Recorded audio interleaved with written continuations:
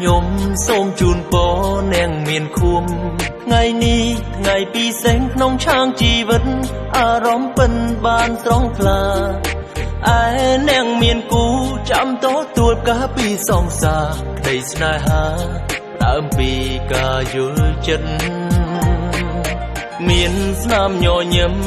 ប្រឹងថែឲ្យល្អត្រូវស្មងសតែមួយនឹងមួយគ្មានទុកព្រួយមកកិនឯរូបខ្ញុំក៏មានសងសាហើយថ្ងៃនេះជាខួបវមិត្តចាំងចិនបងជូនកាដូបេះដូងកូលាប្រហមបងជូនពរមៀងមេតំណាងពីចិនបងស្នេហ៍ចំពួងអូចិនដែលស្រ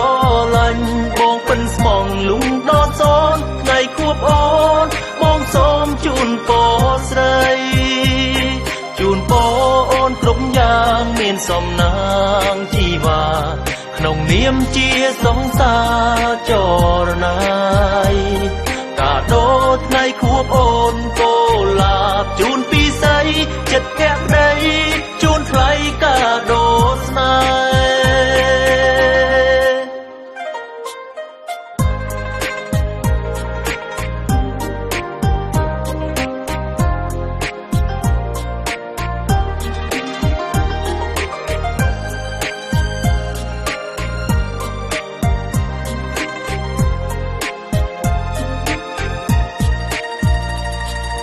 ខ្ញុំសូមជូនពរនាងមានខួបថ្ងៃនេះថ្ងៃពិសេសក្នុងឆាងជីវិតអារម្មណ៍ពិនបានស្រងថ្លាឯនាងមានគូចាំទទួលការពីសងសាក្តីស្នេហាដើមពីការយល់ចិត្តមានស្នាមញញឹមប្រឹងថែឲ្យល្អត្រូវស្មងសតែមួយនឹងមួយគ្មានទុកព្រួយមកកិនឯរូបខ្ញុំក៏មានសងសាហើយថ្ងៃនេះជាខួបវមិត្តចាំងចិនបងជូនកាដូបេះដូងកូលាប្រហមបងជូនពរមៀងមេតំណាងពីចិនបងស្នេហ៍ចំពួងអូនចិនដែលស្រឡាញ់បងពិនស្មងលំដល់សូនថ្ងៃខួបអូនបងសូមជូនពរស្រីជូនពរអូនគ្រប់យ៉ាងមានសំណាងជីវ៉ា